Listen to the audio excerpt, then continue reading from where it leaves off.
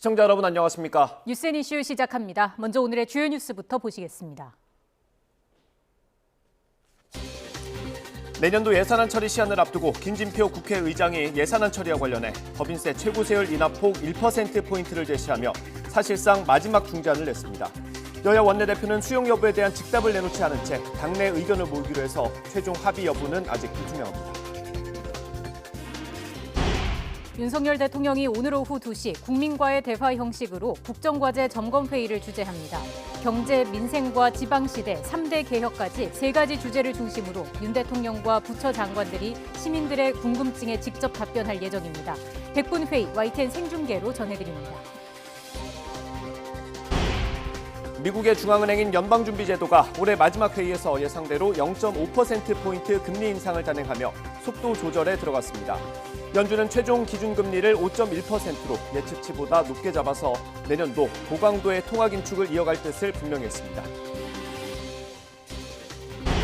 대장동 개발비리 의혹 사건의 핵심 인물인 김만배 씨가 어제 새벽 극단적인 선택을 시도했지만 생명에는 지장이 없는 것으로 알려졌습니다. 검찰은 김 씨의 범죄 수익 은닉을 도운 혐의로 체포된 이한성 화천대유 공동대표 등 2명에 대해 구속영장을 청구했습니다. 프랑스가 모로코를 꺾고 2022 카타르 월드컵 결승에 진출하면서 아르헨티나와 우승컵을 놓고 격돌하게 됐습니다. 대회 2연패에 도전하는 음바페의 프랑스와 라스트 댄스를 앞둔 메시의 아르헨티나, 결승전 관전 포인트 전문가와 연결해서 전망합니다. 영하 10도 안팎의 강추위 속에 서울 등 중북부 지방에 대설주의보가 내려져 많은 곳은 10cm가 넘는 많은 눈이 내리겠습니다. 내린 눈이 얼어붙어 빙판길이 되는 곳이 많을 것으로 예상돼 퇴근길 주의가 필요합니다.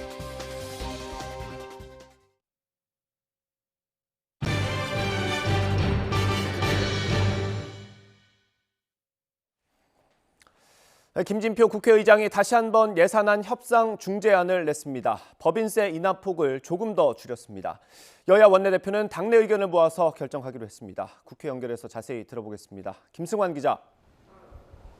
네, 국회입니다. 네, 여야 원내대표 회동이 있었고요. 그래도 성과는 없었나 보네요. 네, 김진표 의장은 원내대표 간 회동을 주재하며 대한민국이 위기관리 능력을 갖췄다는 점을 보여줘야 한다면서 여야 간 합의를 강조했습니다.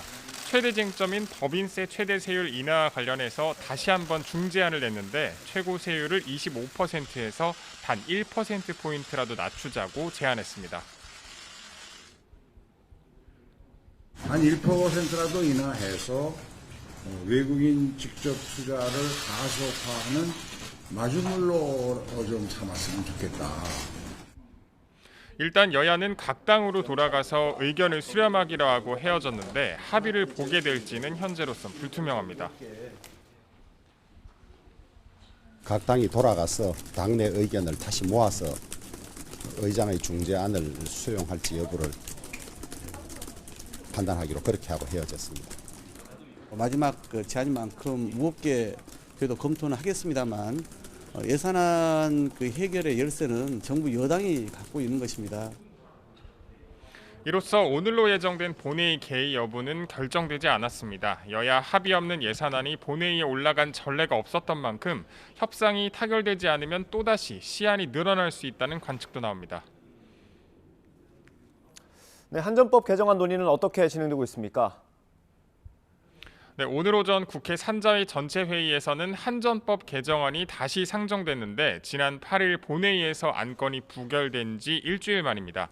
윤관석 위원장은 한전의 신규 사채 발행이 불가능해질 수도 있는 상황에서 전력 공급의 불안정성, 긴급성 등을 고려해서 개정안을 재논의하기로 했다고 말했습니다. 여당 의원이 이창양 산업통상부 자원부 장관을 상대로 질의하는 과정에서 여야 의원들이 충돌하기도 했습니다. 참 자질이 의심스러운 의원이에요. 좀 책임 있는 발언을 좀 하시오. 어떻게 저런 행태로 국회의원을 하시나요? 여야는 조만간 상임위 전체회의 의결과 법사위를 거쳐서 이번 달 안에 개정안을 본회의에서 처리한다는 방침입니다. 지금까지 국회에서 YTN 김승환입니다. 윤석열 대통령이 오늘 오후 2시 국민과의 대화 형식으로 국정과제 점검회의를 주재합니다. 정해진 주제를 중심으로 윤 대통령과 부처 장관들이 국민 질문에 직접 답변할 예정입니다. YTN도 100분 동안 회의 전체를 생중계합니다. 취재기자 연결해서 자세히 들어보겠습니다. 조은지 기자. 네, 용산 대통령실입니다. 네, 먼저 오늘 회의의 주제와 의미, 형식부터 짚어볼까요? 네, 국정과제 점검회의라는 제목 그대로입니다. 윤석열 정부의 120개 국정과제가 무엇이고 새 정부 들어 어떻게 추진되고 있는지 국민 앞에서 직접 설명하는 행사입니다. 오늘 아침 카카오톡 채널 대통령 윤석열에 올라온 36초 짧은 분량의 예고 영상을 보면요. 국민과의 약속 그리고 실천이라는 제목이 달렸습니다. 경제와 민생, 지방시대의 비전과 전략, 3대 개혁과제, 즉 연금, 노동, 교육개혁을 중심으로 100분간 윤 대통령이 직접 주재합니다. 오늘 회의에는 국민 패널 100명이 참석하는데요. 이 세 가지 큰 주제와 관련된 정책 수요자들을 각 부처가 미리 선정했습니다. 주제별 짧은 브리핑에 이어 국민 패널이 대통령이나 장관에게 질문을 던지고 이에 답변하는 형식으로 진행될 예정입니다. 대통령실 관계자는 YTN에 윤석열 정부 3대 개혁에 시동을 거는 거다. 특히 노동개혁이 비중 있게 다뤄질 거라고 설명했는데요. 윤 대통령은 최근 화물연대 파업 사태에서 법과 원칙을 강조하며 한층 자신감을 얻은 모습입니다. 노사 법치주의, 노동시장의 약자 보호, 노동시장 이중구조 개선 등을 키워드로 제시했고 주 52시간제 손질에 힘을 실기도 했습니다. 여기에 이른바 문재인 케어와 탈원전 등 전임 정부 정책을 최근 잇따라 뒤집고 있는데 대통령실은 이는 모두 대선 공약이자 국정과제에 들어있는 핵심 사항이라는 입장입니다. 오늘 관련한 언급이 나올지도 주목됩니다. 네, 이런 회의가 생중계되는 게 이번이 처음은 아니죠? 네, 지난 10월 27일 제11차 비상경제 민생회의를 통째로 공개했던 적이 있습니다. 오늘 두 번째 생방송이고요. 무려 100분입니다. YTN도 생중계할 예정인데요. 2달 전 생중계가 대통령과 장관들의 평소 회의 모습을 보여줬다면 오늘은 민심을 더 듣고 직접 국민과 소통하는 데 의미가 있다고 대통령실은 설명했습니다. 오늘 회의는 정부와 당 관계자들까지 모두 150여 명이 참석합니다. 참고로 장소는 이곳 용산 대통령실은 아닌데 경호 보안 사항이라 아직은 공개할 수 없습니다. 오늘 행사 100분 예정돼 있습니다만 윤 대통령은 더 길어지면 어떠냐, 국민이 궁금해하는 건 알려줘야 한다 이런 입장이라고 해서요. 정해진 형식에 크게 얽매이지 않을 가능성도 있습니다. 지금까지 용산 대통령실에서 YTN 조은지입니다. At today's meeting, the committee raised the target range for the federal funds rate by a half percentage point.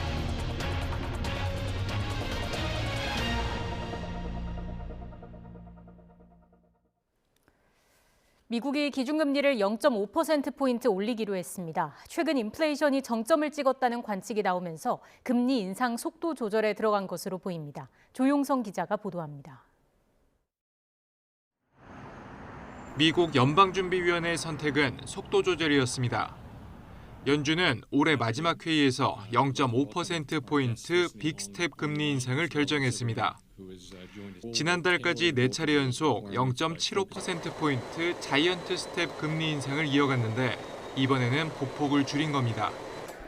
이로써 미국 기준금리는 4.25에서 4.5% 수준으로 올라 2007년 이후 최고 금리를 또 경신했습니다. 연준의 속도 조절은 하루 전 발표된 11월 소비자 물가지수가 영향을 미친 것으로 분석됩니다. 지난해 같은 달보다 7.1% 올라 최근 1년 동안 가장 적은 폭으로 인상된 것으로 집계됐습니다. 바로 전월의 상승률보다 0.6%포인트, 시장 전망치보다 0.2%포인트를 밑도는 수치입니다. 연준이 금리 인상폭을 다소 줄인 것도 인플레이션 정점론에 힘이 실리면서 가능했습니다. The inflation data received so far for October and November show a welcome reduction in the monthly pace of price increases. 미국 기준금리는 지난 3월 연준이 0.25%포인트 올리면서 제로금리 시대를 끝낸 뒤 7차례의 금리 인상만의 변곡점을 맞았습니다. YTN 조용성입니다. 미 연준은 그래도 아직은 물가가 충분히 잡힌 게 아니라고 판단했습니다. 통화 긴축을 이어갈 것이라고 분명히 밝혔고 최종 목표 금리도 당초 예상보다 높여 잡았습니다. 주식시장은 일제히 하락세로 돌아섰습니다. 워싱턴 권준기 특파원입니다. 연준의 금리 인상 속도 조절에 환호해야 할 증시는 거꾸로 발표 직후 하락세로 전환했습니다. 2%인 물가 목표를 달성하기 위해선 아직 갈 길이 멀다는 파월 의장의 발언이 나왔기 때문입니다. It will take substantially more evidence to give confidence that inflation is on a sustained downward path.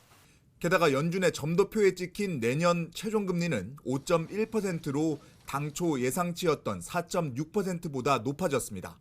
금리를 지금보다 0.75%포인트는 더 올려야 한다는 뜻이어서 내년에도 통화 긴축이 이어질 전망입니다. 연준이 내년엔 금리 인상을 멈추고 정책 전환, 피벗에 들어갈 거란 예상에 찬물을 끼얹었습니다. The historical record cautions strongly against prematurely loosening policy. We will stay the course until the job is done. 내년 경제 전망도 더 어둡게 봤습니다. 미국의 내년 국내 총생산을 0.5%로 전망해 지난 9월보다 0.7%포인트나 낮춰 잡았고 물가와 실업률도 더 나빠질 것으로 내다봤습니다. 연준의 금리 발표 직후 떨어지기 시작한 증시는 끝내 하락장으로 마감했습니다. 파월 의장은 물가가 확실히 잡히기 전까진 금리 인하를 고려하지 않겠다고 단언해 시장의 겨울이 길어질 거란 걸 예고했습니다. 워싱턴에서 YTN 권윤규입니다. 우리 주식시장도 하락 출발했습니다. 충격이 크지는 않은 모습이지만 금융당국은 금융시장 불확실성이 여전히 높다고 평가했습니다. 취재기자 연결하겠습니다. 김지선 기자. 네, 경제부입니다. 네, 지금 주식시장 상황 어떻습니까? 네, 밤사이 뉴욕 증시가 뒷걸음친 데 이어 우리 주식시장도 오늘 하락 출발했습니다. 코스피는 어제보다 0.64% 내린 2383.83에 개장했는데요. 현재 2370선까지 내려왔습니다. 코스닥도 어제보다 하락 출발해 지금은 725선에서 움직이고 있습니다. 최근 미국의 물가 상승세가 다소 둔화하며 연준이 예상보다 일찍 금리 인하를 전환할 수 있을 거란 기대가 흘러나왔는데요. 파월 의장이 인플레이션 진정을 확신하기 전까지는 갈 길이 남았다며 선을 그으면서 다소 영향을 받은 것으로 풀이됩니다. 다만 금리 인상폭이 시장의 예상을 벗어나지 않은 만큼 충격은 크지 않은 모습인데요. 한국은행도 연준이 내년 기준금리 전망을 높여잡았지만 전반적으로 긴축 신호가 덜 강해 국제금융시장의 변동성이 제한적이었다고 설명했습니다. 원달러 환율도 FOMC 결과를 반영하며 소폭 상승에 출발했습니다. 어제보다 2.2원 오른 1298.5원에 출발해서 1300원대로 다시 올라섰습니다. 추경호 부총리는 금융시장의 불확실성을 경계했다고요? 네, 오늘 아침 열린 비상거시경제금융회의에서 나온 발언입니다. 추경호 부총리는 미국 연준의 기준금리 인상에 대해 예상한 수준이지만 국내 금융시장 불확실성은 여전히 높다고 평가했습니다. 오늘 새벽 국제금융시장 변동성은 제한적이지만 앞으로 추이는 좀 더 지켜볼 필요가 있다고 밝힌 건데요. 추 부총리는 최근 국내 금융시장이 안정을 찾아가고 있다면서도 주요국 물가와 경기 둔화 흐름, 또 통화 긴축 속도 등에 따른 금융시장 불확실성이 여전히 높아 긴장의 끈을 늦출 수 없는 상황이라고 강조했습니다. 이어 기업 자금 조달, 금융기관 유동성 등을 점검하며 시장 안정에 최선을 다하고 있다고 덧붙였습니다. 지금까지 경제부에서 전해드렸습니다. 이태원 참사, 내일이면 희생자들의 49제를 맞습니다. 유가족들이 영정과 위패까지 있는 시민 분향소를 설치하면서 새로운 추모 물결이 이어지고 있습니다. 이런 가운데 경찰청 특별수사본부는 이임재 전 서울 용산경찰서장에 대해 허위 공문서 작성과 행사 혐의를 추가했습니다. 현장에 취재기자 나가 있습니다. 안동준 기자. 네, 서울 이태원 광장에 나와 있습니다. 네, 날씨가 많이 추운데 시민 분향소 상황 어떻습니까? 네, 눈발이 날리는 추운 날씨에도 분향소를 찾는 시민들의 발걸음은 끊기지 않고 있습니다. 지금까지 이곳 분향소에는 유족을 포함해 추모객 200여 명이 다녀간 것으로 추산됩니다. 시민 분향소는 참사 유가족들이 모인 12구 이태원 참사 유가족 협의회 주도로 설치된 추모 공간인데요. 참사로 목숨을 잃은 158명 가운데 유가족의 동의를 얻은 희생자 70여 명의 영정과 위패가 안치됐습니다. 유가족 측은 이제라도 희생자들의 영정과 위패를 모시고 진짜 추모를 시작하겠다는 뜻을 담아 분향소를 설치했다고 설명했습니다. 앞서 유가족들은 유족들의 소통 공간과 추모 공간을 마련해달라고 요구했는데요. 정부가 이를 수용해 새로운 공간이 만들어질 때까지 분향소를 운영할 수도 있다는 뜻을 밝혔습니다. 내일은 이태원역 앞에서 49제를 열고 희생자들의 안타까운 죽음을 기릴 예정입니다. 네, 경찰 수사 상황도 정리해 주시죠. 네, 경찰청 특별수사본부는 이전 서장에 대해 허위 보고서를 작성하고 또 이를 행사한 혐의를 추가했습니다. 특수본은 이전 서장이 참사 당일 자신의 도착 시간이 허위로 기재된 보고서를 최종 검토하고 승인했다고 판단하고 있는데요. 앞서 이전 서장은 참사 당일 경찰 상황 보고서에 기재된 것보다 늦게 이태원 파출소에 도착한 것으로 드러났습니다. 또 직무유기 혐의로 입건됐던 류미진 전 서울경찰청 112 상황관리관에 대해서는 업무상 과실치사상으로 혐의를 바꿨는데요. 류 총경이 상황관리관 업무를 제대로 수행하지 않은 행위가 상황 전파 지체를 초래해서 사상자가 확대되는 데 영향을 미쳤다는 겁니다.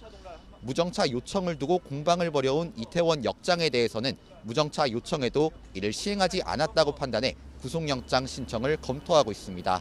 특수본은 이르면 이번 주 안으로 영장 재신청을 포함해 현장 기관 피의자들에 대한 신병 처리를 결정할 방침입니다.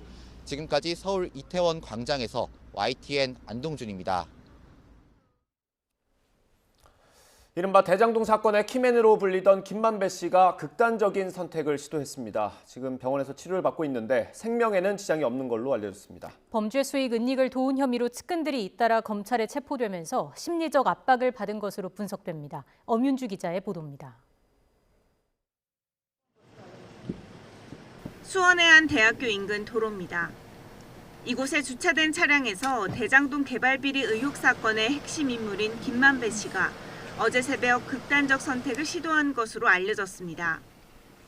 치명적인 부상을 피한 김 씨는 한동안 차 안에 머물다가 자신의 변호인에게 연락해 자해 사실을 알렸고 현장에 도착한 변호인이 김 씨가 극단적 선택을 시도했다며 어젯밤 9시 50분쯤 119에 신고했습니다. 시도를 해가지고 바로 신고됐던 것 같지는 않아요. 변호사의 진술에 의하면. 그 전에 있었던 일을 상처가 있으니까 신고한 것까지는 맞아요. 김 씨는 곧바로 병원으로 이송됐는데 생명에는 지장이 없는 것으로 파악됐습니다. 생명에 지장 없는 정도까지밖에 안 나와요. 생명에 지장 없을 정도의 상처지. 경찰은 김 씨의 차량 주변 CCTV 등을 토대로 모든 가능성을 열어두고 수사할 방침입니다. 이른바 대장동 일당 가운데 정치권과 법조계에 대한 청탁 로비를 담당한 키맨으로 꼽히는 김 씨는 구속기한 만료로 지난달 24일 석방돼 불구속 상태로 재판을 받아왔습니다. 최근에는 자신의 범죄 수익 은닉을 도운 혐의로 측근들도 검찰에 잇따라 체포되면서 정신적으로 크게 압박받은 것으로 전해졌습니다. YTN 엄윤주입니다.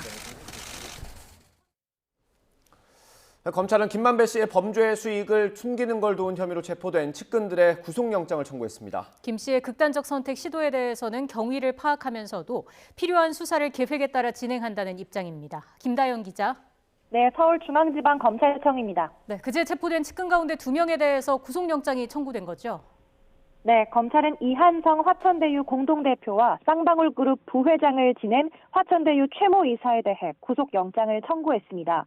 형사소송법상 체포 48시간 이내에 구속영장을 청구하지 않으면 피의자를 석방해야 하는 만큼 체포시한에 맞춰 오늘 아침 영장을 청구한 겁니다. 다만 검찰은 함께 체포됐던 인테리어 업자에 대해서는 구속영장을 청구하지 않았는데요. 이 대표와 최 이사에 대한 구속 전 피의자 신문은 오늘 오후 중 서울중앙지법에서 열릴 거로 보입니다. 이들은 지난해 10월부터 지난 7월까지 화천대유 대주주 김만배 씨의 지시에 따라 대장동 사업으로 얻은 범죄 수익을 숨기는 데 도움을 준 혐의를 받습니다. 은닉 자금 규모는 260억 상당으로 이들은 수사기관의 추징 보전이나 압류 등을 피하기 위해서 수익을 수표로 찾아 보관한 거로 조사됐습니다. 검찰은 또 허위 회계 처리를 통해 차명으로 부동산을 매수하는 등의 방식으로 김 씨에게 도움을 준 거로도 의심하고 있습니다. 검찰은 앞서 김만배 씨 등 대장동 일당이 가진 부동산과 예금 반환 채권 등 800억 원을 동결하고 숨겨둔 재산을 추적해왔습니다. 검찰은 그제 체포영장 집행과 함께 김 씨와 이들의 주거지 화천대유 사무실, 김 씨 변호인이 소속된 법무법인 태평양 사무실 등 10여 곳에 대한 압수수색도 진행했습니다. 김 씨의 극단적 선택 시도 배경에는 측근 수사에 대한 정신적 압박이 있었던 거로 알려졌는데요. 현재는 병원 중환자실에서 치료를 받는 거로 전해졌습니다. 검찰은 일단 차분하게 통상적인 수사를 이어간다는 방침입니다. 검찰 관계자는 김 씨가 최근 조사에서 심경과 관련해 특이점을 토로한 적은 없었던 거로 안다며 경위 파악과 동시에 압수물 분석 등 필요한 수사를 계획에 따라 진행할 방침이라고 설명했습니다. 지금까지 서울중앙지검에서 전해드렸습니다.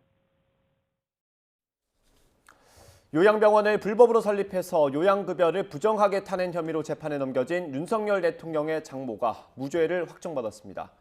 대법원은 오늘 특정경제범죄법상 사기 등의 혐의로 기소된 윤 대통령 장모 최모 씨에게 무죄를 선고한 원심을 확정했습니다.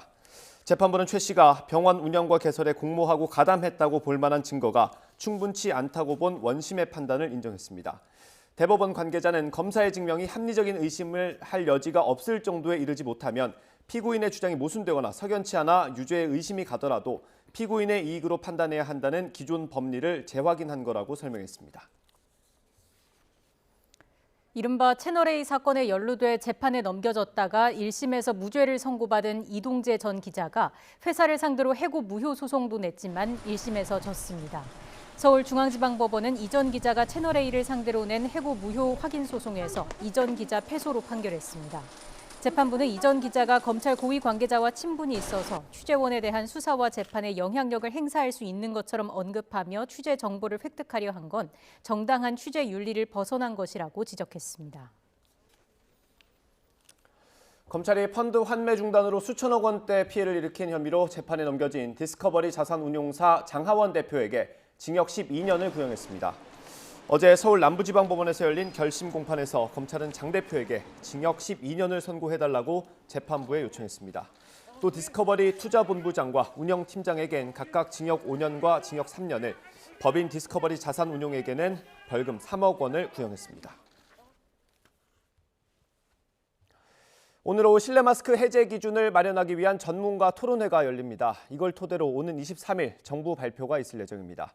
이런 가운데 올 연말에는 확진자가 10만 명까지 늘어날 수 있다는 전망이 나오면서 마스크 해제 논의에도 영향이 있을 걸로 보입니다. 취재기자 연결합니다. 김연아 기자. 네, 사회 2부입니다. 네, 오늘 토론회 어떻게 진행됩니까? 네, 실내 마스크 해제 기준에 대한 오늘 토론회는 오후 3시 공개 진행됩니다. 방역당국은 오늘 토론회에 전문가 의견과 다음 주 열리는 국가감염병 위기대응 자문위원회의 의견을 들은 다음 재유행 상황을 종합적으로 고려해 기준을 확정하고 23일 발표할 예정입니다. 다만 실내 마스크 해제와 관련한 큰 흐름은 결정된 것으로 전해졌습니다. 해외처럼 실내 마스크 착용을 권고나 자율로 바꾸되 병원 등 고위험군이 이용하는 시설에선 반드시 착용하도록 하는 겁니다. 때문에 오늘 토론회에서는 실내 마스크 해제 시기와 마스크 착용을 의무화할 시설 기준을 주로 논의할 것으로 보입니다. 다만 해제 시기는 논란이 예상됩니다. 겨울 재유행 상황이 갈수록 악화하고 있다는 점이 부담인데요. 오늘 역시 코로나19 신규 환자가 7만 명 넘게 발생하면서 목요일 기준으로 13주 만에 가장 많았고 위중증 환자는 465명, 사망자는 58명으로 인명 피해 규모가 좀처럼 줄고 있지 않습니다. 국가수리과학연구소에서는 올 연말 확진자 증가 전망이 우세한 가운데 2주 뒤인 28일 확진자가 10만 명까지 늘어날 수 있다는 연구도 나왔습니다.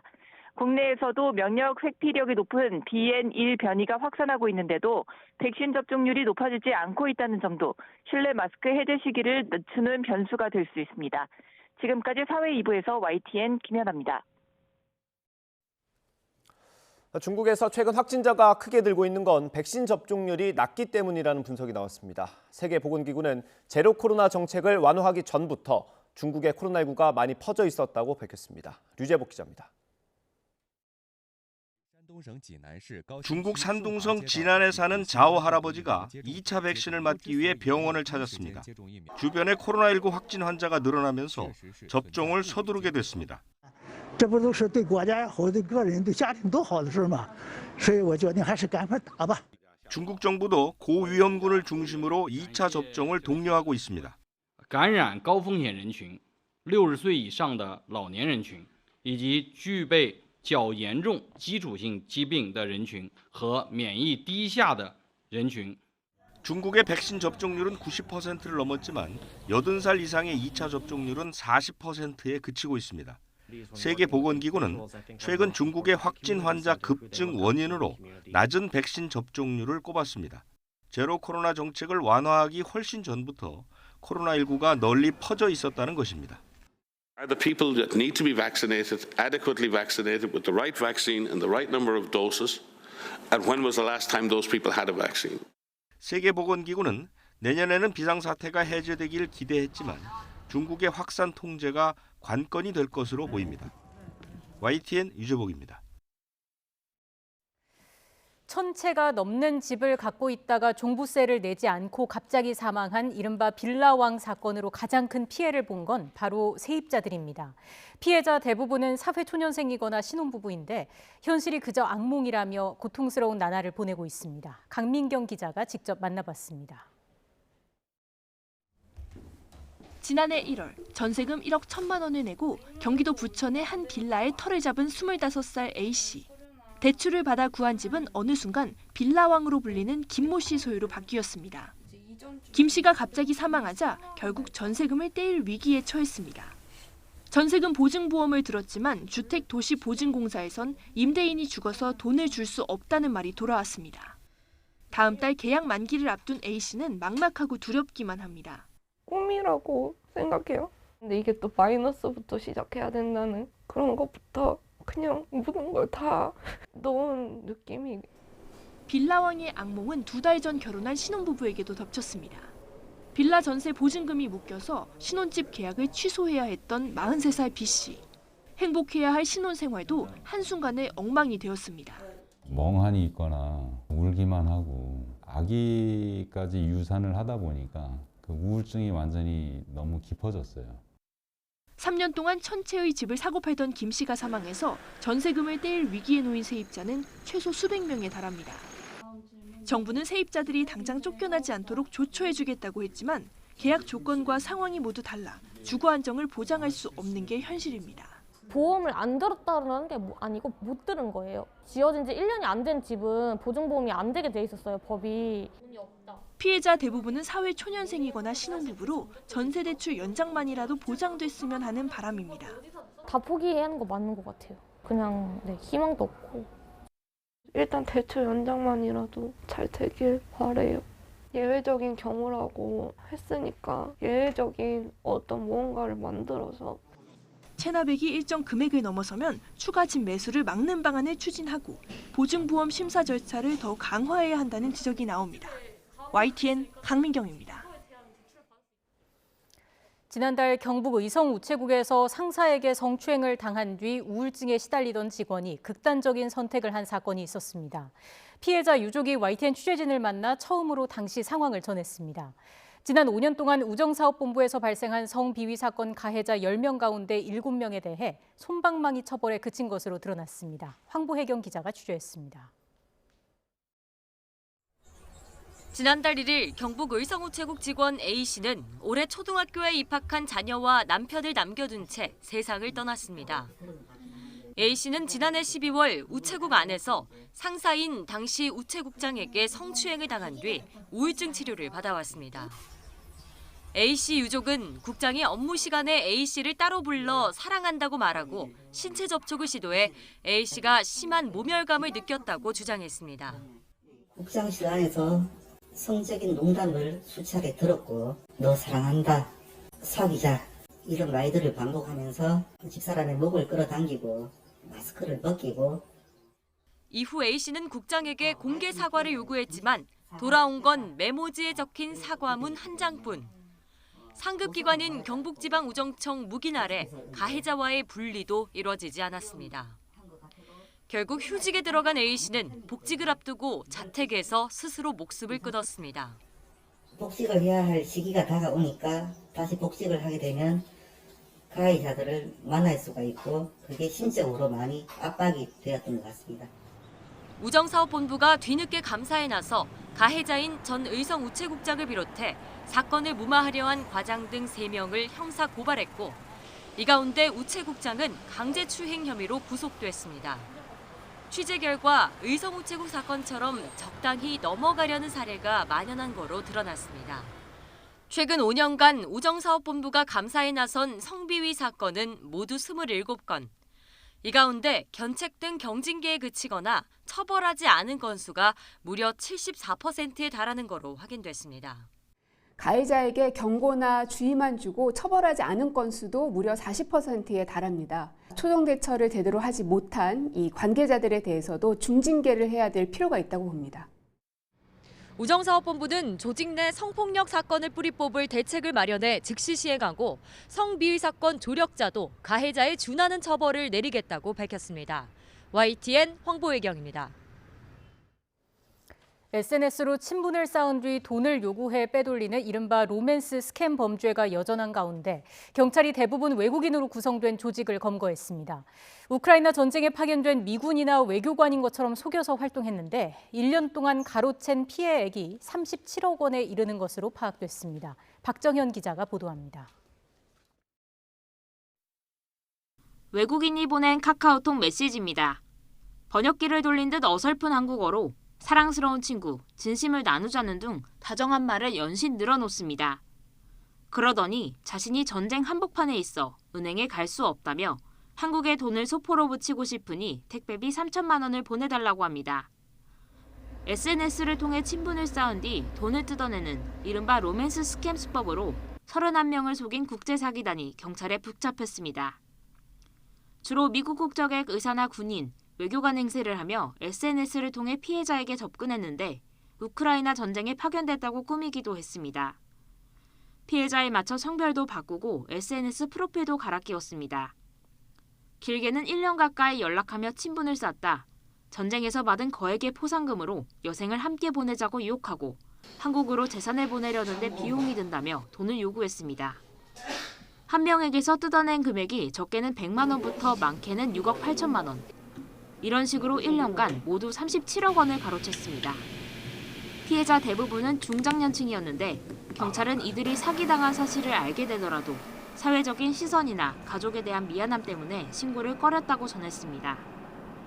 경찰은 사기 등 혐의로 기니 국적의 33살 국내 총책 등 일당 12명을 검거하고 이 가운데 6명을 구속했습니다. 또 나머지 조직원을 검거하기 위해 해외로 수사를 확대할 방침입니다. YTN 박정현입니다. 서울에는 다시 눈발이 날리기 시작했습니다. 현재 서해상에서 강한 눈구름이 유입되면서 앞으로 수도권에는 시간당 2에서 3cm의 강한 눈이 내리겠는데요. 따라 서울도 수도권과 강원, 충남 북부를 중심으로는 대설주의보도 내려졌습니다. 오후에는 눈이 남부 지방으로 확대하겠고 또 저녁까지 이어질 것으로 보입니다. 그 사이 서울도 수도권과 강원, 충북 북부 많은 곳에 10cm 이상의 큰 눈이 쏟아지겠고요. 그 밖에 중부와 남부 곳곳으로도 1에서 5cm의 눈이 내려 쌓이겠습니다. 많은 눈이 내리면서 교통 불편이 우려되는 상황입니다. 되도록 대중교통 이용해 주시고요. 차량 이용하시는 분들은 차간 거리를 넉넉하게 두고 안전 운전해 주시기 바랍니다. 또한 보행자는 평소보다 보폭을 좁혀서 걷는 등 미끄럼 사고가 발생하지 않도록 주의해 주시기 바랍니다. 낮 동안 찬바람도 이어집니다. 중부와 경북 곳곳에 한파특보가 이어지는 가운데 오늘 서울 낮 기온 1도, 춘천 0도, 대구는 6도를 보이겠습니다. 주말과 휴일에는 최강 한파 속 또 한 차례 눈이 예상됩니다. 토요일 새벽부터 서쪽 지방을 중심으로 강한 눈이 쏟아지겠고요. 일요일에는 서울 아침 기온이 영하 13도까지 떨어지면서 한파가 절정에 달할 전망입니다. 날씨였습니다. 한국 최초의 달 궤도선 다누리가 넉 달 반 만의 비행 끝에 달에 가까이 접근했습니다. 모레 새벽에는 달 궤도에 진입하기 위한 첫 발을 뗍니다. 최소라 기자의 보도입니다. 지난 8월 5일 미국에서 발사된 다누리. 태양을 향해 출발해 지구와 158만 킬로미터 떨어진 지점을 돌아 다시 지구와 달에 가까워졌습니다. 다누리는 오는 17일 새벽 2시쯤 본격적으로 달 궤도에 진입하기 위한 첫 움직임을 시작합니다. 시속 8,000km에 달하는 속도를 시속 7,500km까지 낮추기 위해 진행 방향의 역방향으로 연료를 분사합니다. 동시에 달 중력에 사로잡히기에 가장 유리한 방향으로 자세도 바꾸게 됩니다. 시간과 방향과 위치 정확하게 딱 맞추는 거거든요. 속도를 줄이는데 안 줄여주고 너무 가해지면 이게 이제 지나가 버리게 되고요. 과하게 극단적으로 줄여져 버리게 되면 구심력에 의해서 달에 떨어져 버리거든요. 이번 1차 기동에 성공하면 다누리는 달 주위를 타원 궤도로 하루 2번씩 돕니다. 오는 21일부터 연말까지 4차례 추가 기동이 계획돼 있는데 모든 과정이 끝나면 달 상공 100km를 원궤도로 하루 12번씩 돌게 됩니다. 궤도에 안착하면 탑재체를 점검하고 본체 기능 시험 등을 한 뒤 내년 2월부터 12월까지 과학 임무를 수행합니다. 달 표면을 관측하고 달 착륙 후보지를 탐색하는 것은 물론 지구와 달 궤도선 사이 메시지를 전송하고 실시간 동영상을 재생하는 우주 인터넷 기술도 검증합니다. 임무는 내년 12월까지 계획돼 있는데 내년 2월쯤 다누리의 연료 잔량에 따라 임무 연장이 결정될 가능성도 있습니다. YTN 사이언스 최소라입니다.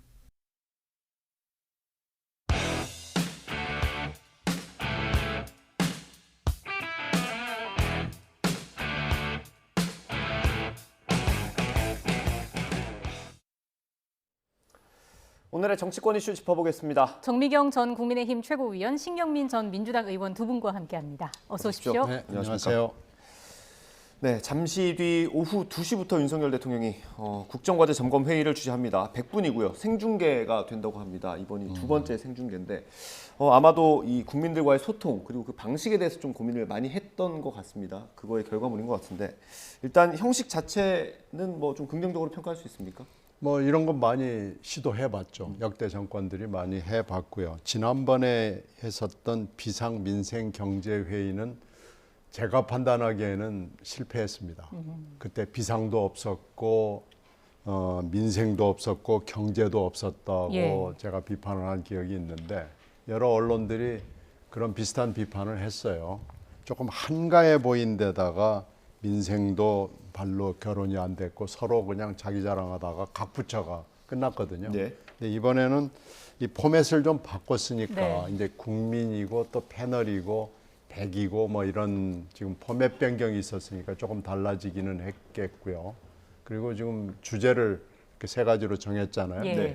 좀 달라지긴 할 텐데요. 이런 이 회의를 공개하는 방식이 성공하기가 굉장히 어렵습니다. 그런데 이거 이제 주제를 하는 사람들은 이렇게 하면 뭐가 어쩌고 저쩌고 얘기를 하는데 실제는 보면 시나리오로 가는 경우가 많고요. 물론 안 그러기를 저 바랍니다만은 이렇게 공개 회의를 할 경우에는 정말로 준비를 많이 해야 되고 이 회의를 주재하는 대통령이 사실 완벽한 준비를 하고 가야 돼요. 근데 이게 될지 안 될지는 저는 잘 모르겠습니다만은 보여주기보다는 실제 뭔가 내용이 있는 회의가 되기 위해서는 제가 아까 얘기한 몇 가지가 갖춰져야 되거든요.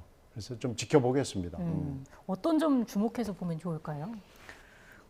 이제 국민들의 생생한 목소리를 듣는 자리, 사실 이게 가장 원하는 우리가 원하는 그림이잖아요. 그러니까 대통령께서 기본적으로 이제 국민과의 소통의 영역을 좀 넓히시고 더 친밀하게 가까이 가서 듣고 싶어하는 그 마음에서 이제 나오는 것 같고 사실 역대 정권에서 특히 민주당이 주로 많이 해왔던 저는 방식이라고 봐요.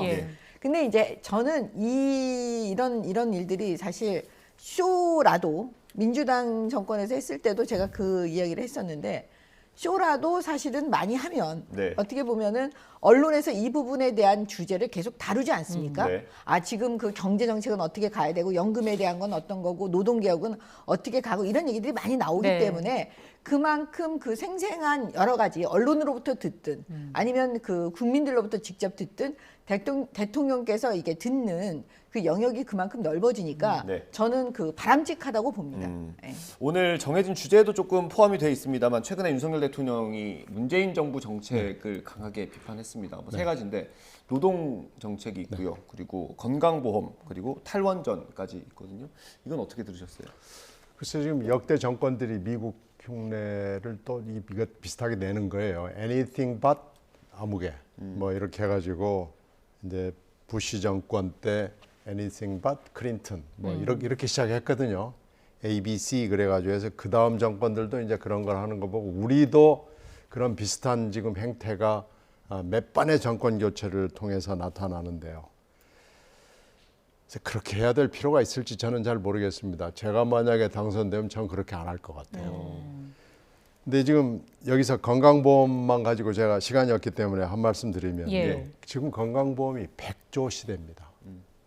근데 지금 대통령이 지적을 한 것은 MRI, 초음파 등 유출되는 부분에 대해서 새로 하겠다. 그러니까 보장성 문제를 다시 한번 들여다보겠다라고 얘기를 했는데요. 100조에서 MRI, 초음파가 차지하는 것은 0.2%밖에 해당하지 않습니다. 정말로 유출이 많이 되는 것은 행위별 수가제, 그리고 실손보험, 그리고 의료 전달 체계로 20조에서 30조에 가까운 돈이 유출되는 걸로 지금 전문가들이 추산을 해요. 그러니까 20, 30%라는 굉장히 큰 유출을 놔두고 지금 0.2%를 가지고 얘기를 하면서 보장성을 줄이느니 마느니 얘기하는 것은 대통령이 뭐 anything but 문재인을 하는 건 좋은데 그거야 대통령의 마음이죠. 그런데 지금 의료보험의 문제의 핵심을 뚫지 못한 거예요. 핵심은 금방 얘기한 세 가지 문제에다가 고령화의 속도가 우리가 엄청 빠르거든요.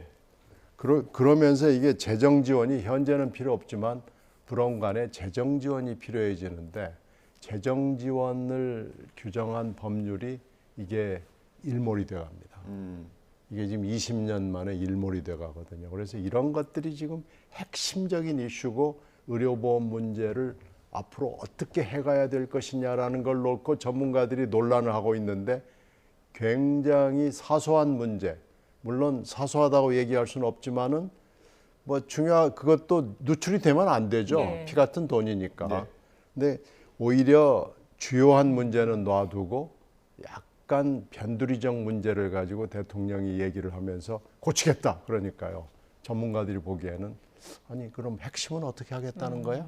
이런 의심이 나오는 거죠. 그러니까 뭐 anything but 문재인 좋은데 그게 아니고 이 문제를 그럼 앞으로 우리가 어떻게 바꾸겠다는 어떤 비전을 가지고 핵심을 뚫었으면 저는 좋겠어요. 접근 방법에 조금 아쉬움이 있다라는 말씀이신 것 같고요. 정 의원님은 어떻게 보세요? 그 나라가 망할 수 있다라는 거를 사실 그리스에서 우리가 많이 보잖아요. 그러니까 좌파 정부가 들었으면은 포퓰리즘 정책을 합니다. 계속 그 표 계산을 하면서 표에만 집중을 하다 보니까 이제 계속 푸는 거죠. 국민들이 원한다고 하면서 다 푸는 거예요, 재정을. 그러면 사실 그걸 싫어할 분은 없어요. 단 그 순간에는. 근데 그러다 보면 나중에는 돈이라는 게 한정되어 있으니까 결국 재정은 파탄될 수밖에 없는 거잖아요. 근데 그런 얘기는 아무도 안 합니다. 그러면 사실은 지금도 문재인 정권 때 5년 동안 400조가 빚이 400조가 넘었어요. 지금 우리 빚더미에 앉은 게 지금 1000조가 넘었다는 거 아닙니까? 그러면 그때 당시 그 민주당과 문재인 정부가 합세해서 계속 포퓰리즘 정책을 핍니다. 그러면 그거를 막아야 되는 그런 보수 정당이 그걸 막을 수 있느냐? 또 못 막아요. 왜냐하면 그 표 때문에 그래요. 표 때문에. 그 나라의 그 곳간 살림에 대해서 다 걱정하고 있지만 그거에 대해서 자신 있게 그걸 얘기를 못 하는 거예요. 이 문재인 케어의 핵심적인 거는 뭐냐면 결국은 포퓰리즘 정책에서 시작된 거죠. 퍼주는 거에서. 그러면 그 문제점을 민주당이 모르겠습니까? 아니면 문재인 대통령이 본인은 몰랐을까요? 저는 알았다고 봐요. 그렇지만 계산하지 않은 거죠. 그래서 지금 문제점을 다 지적하는 게 우리 국민들께서 아니 도대체 문재인 케어에서 나한테 온 게 뭘까? 라는 생각을 합니다. 왜냐? 상위 10명을 계산을 해봤더니 1년간에 그 상위 10명이 외래 진료를 1200회에서 2000회 정도로 갔다는 거예요. 생각을 해보세요. 1년이 365일인데 1년간 1200회에서 2000회를 의료 진료를 받으러 갔다. 이게 지금 문재인 케어에서 지금 그 가장 문제가 되는 문제점을 지적하는 게 지금 첫 번째로 나오는 게 이 지점이에요. 아주 특수한 사람들이 이걸 이용하고 사실 대다수 국민들한테는 별다른 혜택이 가지 않고 건강보험료만 더 높아진 게 아니냐 이거잖아요. 예. 그러니까 이런 문제점이 나왔으니까 이 부분은 개혁을 하긴 해야 돼요. 예, 그 윤석열 대통령은 아마 그 아주 정치인이 아니셨기 때문에 그 대선 때 이런 얘기 굉장히 많이 들으셨을 거예요. 예. 그냥 국민들의 그냥 날것인 그 대화를 그냥 다 들으셨을 거예요. 예. 그래서 이 부분은 윤석열 대통령이시기 때문에 저는 할 수 있다고 봐요. 기존의 정치인 출신 대통령은 못 할 수 있지만 윤석열 대통령은 이거 할 수 있다. 왜냐? 지난번에 그 화물연대 파업도 윤석열 대통령이기 때문에 저는 그게 가능했다고 보거든요. 네. 그 해결 문제가요. 민노총에 대한 부분 다 국민들이 알고 계세요.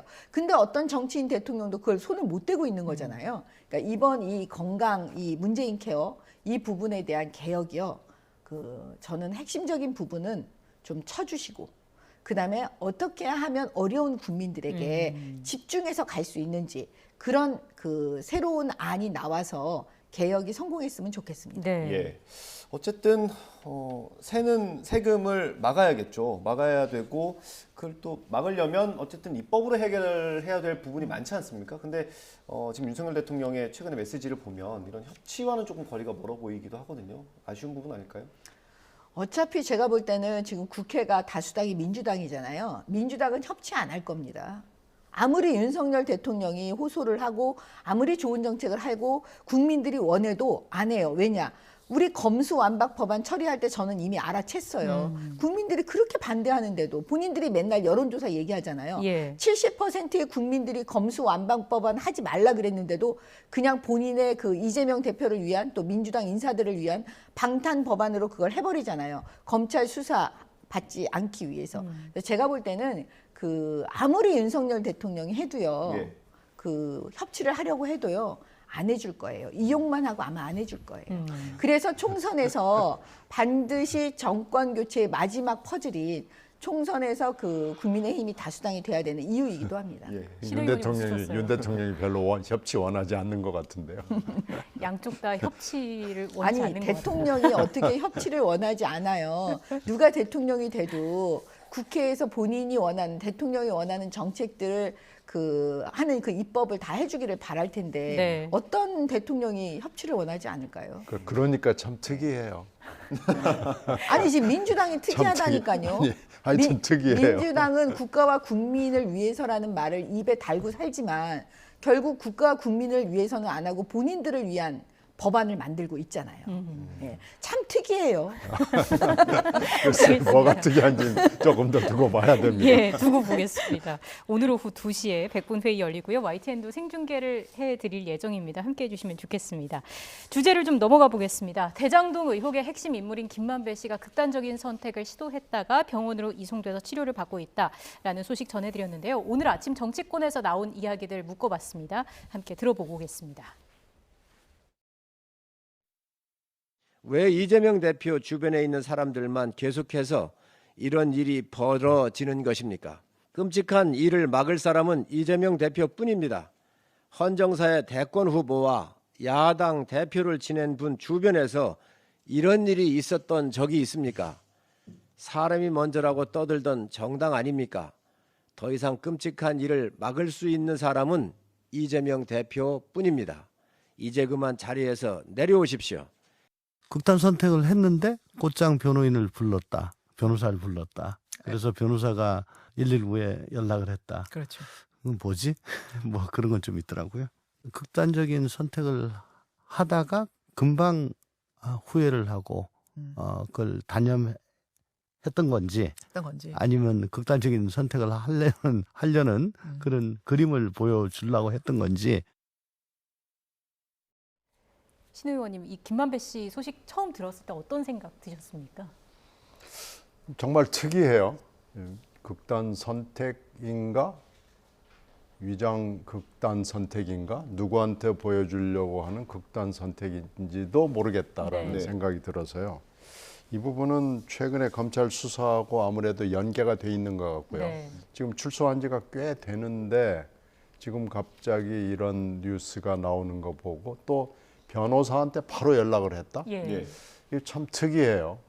극단 선택의 일반적인 유형이 있는데 그 유형에서 매우 벗어난 극단 선택인 걸 보니까 뭔가 메시지, 법률적, 정치적 메시지가 있는 거 아닌가라는 생각이 들어요. 그래서 이 부분은 조금 더 들여다봐야 될 거고요. 예. 최근에 검찰이 하고 있는 수사를 보면은 지금 뭔가 돈을 쫓고 있단 말이에요. 예. 근데 검찰의 수사 역량이 제가 지금 한계에 부닥쳤다. 또 역량에 근본적인 문제가 있다고 저는 좀 봐요. 그러니까 검찰이 보여주는 게 별로 없거든요.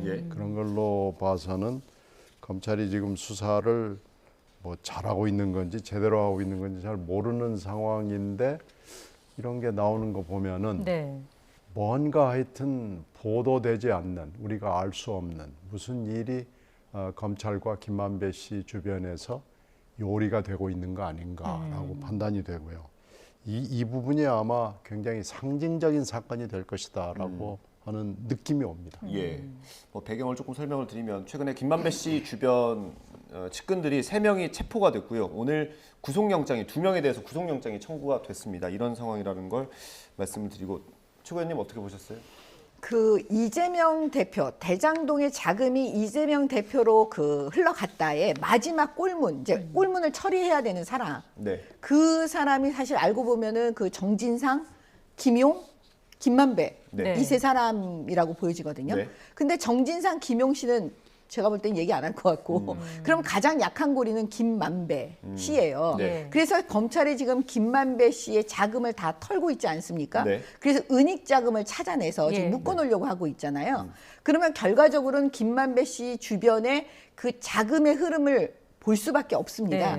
그래놓고 보니까 그 헬멧맨 남자 아시죠? 최모 그때 씨입니다. 최모 씨. 그분이 저는 어떻게 보면 핵심적인 역할을 하는 사람이었던 것 같아요.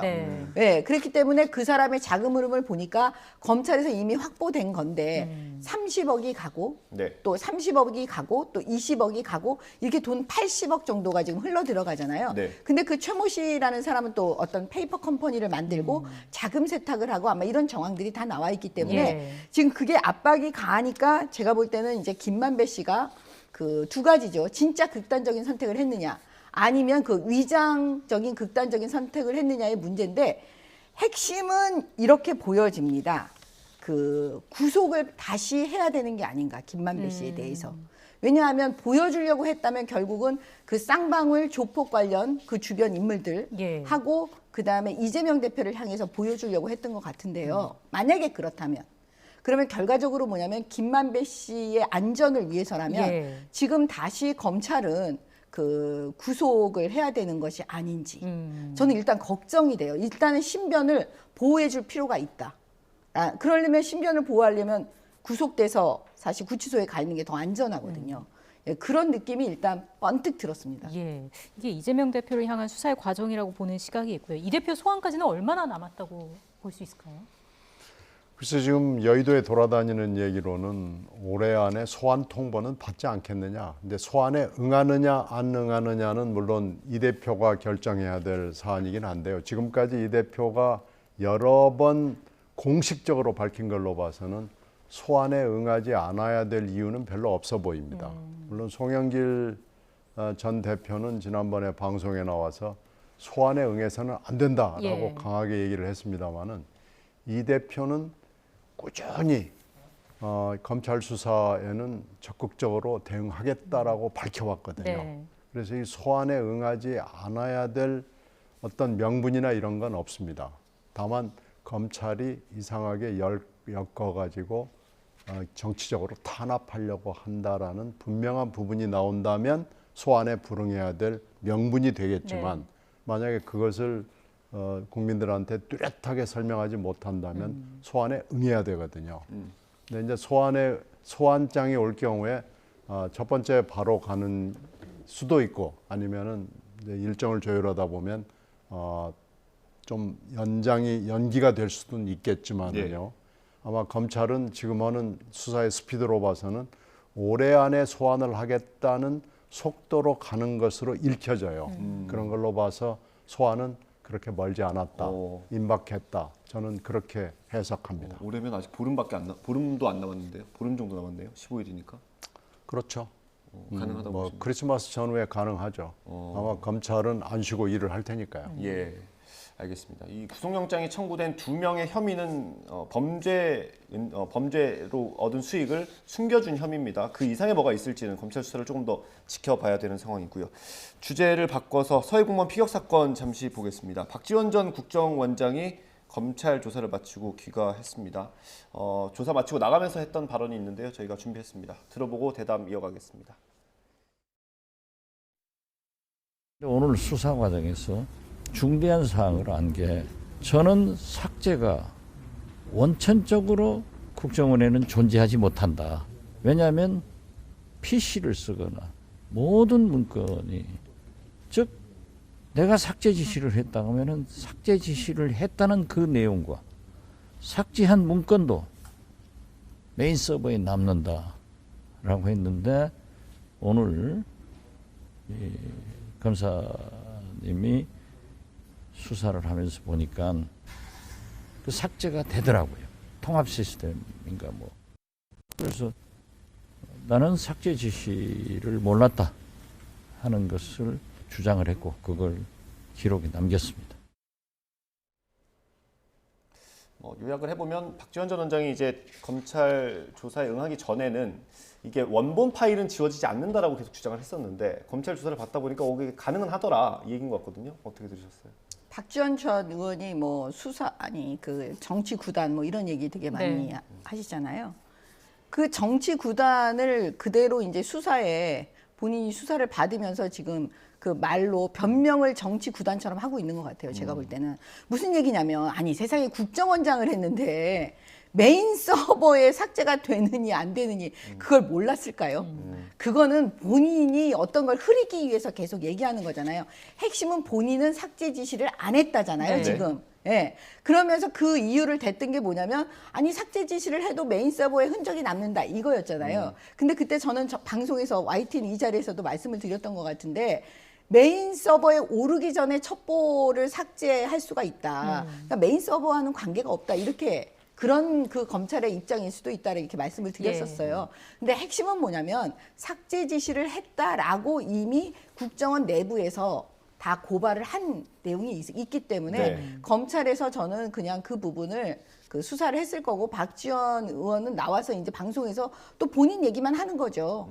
본인한테 유리한 얘기만. 저는 그렇다고 보고요. 아마 영장 청구할 거라고 저는 봐요. 그다음에 왜 박지원 의원을 맨 마지막에 불렀느냐.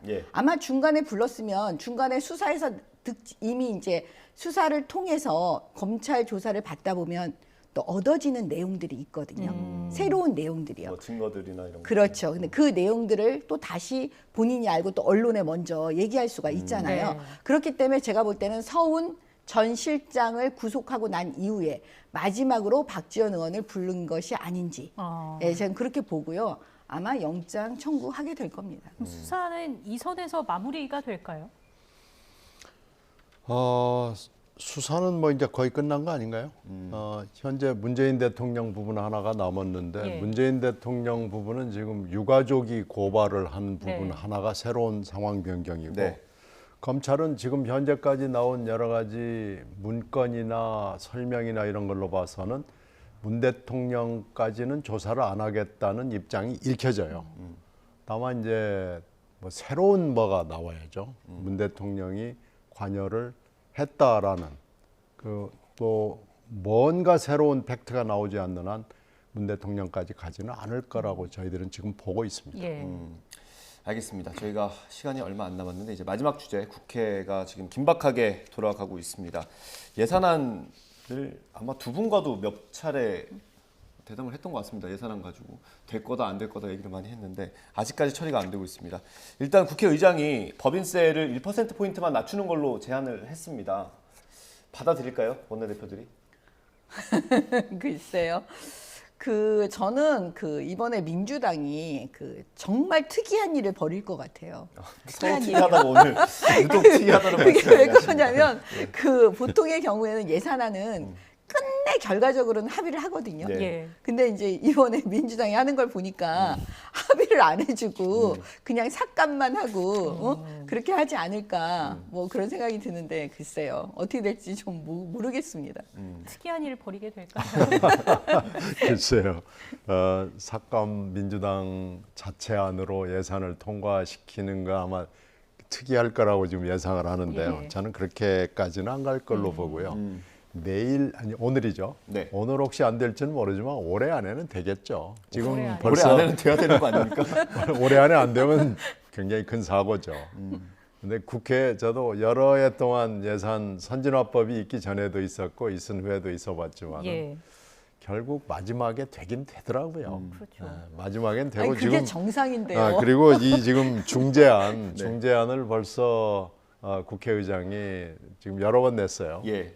지금 이 중재안이 지금 또 마지막 중재안이라고 그러는데 네. 또 진짜 마지막, 정말 진짜 마지막 뭐 이렇게 있을 수도 있고 그래서 뭐 하여튼 뭐 정말 진짜 이번에 마지막 뭐 이렇게 해서 갈 수도 있고 그래서 되긴 됩니다. 되긴 되는데 네. 오늘 되느냐 안 되느냐는 저는 잘 모르겠습니다. 아니 근데 사실은요 일자리 창출은 대기업에서 해줘야 되는 거예요. 그 법인세를 낮춰가지고 투자 많이 해서 일자리 많이 늘려달라는 게 사실은 청년들 2030이 가장 바라는 거거든요. 그게 무슨 개인 그 부자한테 돌아가겠습니까? 제가 볼 때는 이번에 빨리 해줘서 그 청년들이 원하는 일자리 대기업에 취직하고 싶어 하잖아요. 그죠? 네. 그거 일자리 많이 만들어줬으면 좋겠어요. 아니 그 낙수 효과가 된다면은 뭐 확실히 좋은데 네. 낙수 효과를 제가 별로 본 적이 없어요 현실에서. 그래서 그걸로 된다 그러면은 뭐 쌍수로 환영할 일이긴 한데요. 이 믿을 수가 있을지. 윤석열 정부는 믿으셔도 됩니다. 그건 윤 정부가 굉장히 특이하기 때문에 이것도 두고 봐야 됩니다.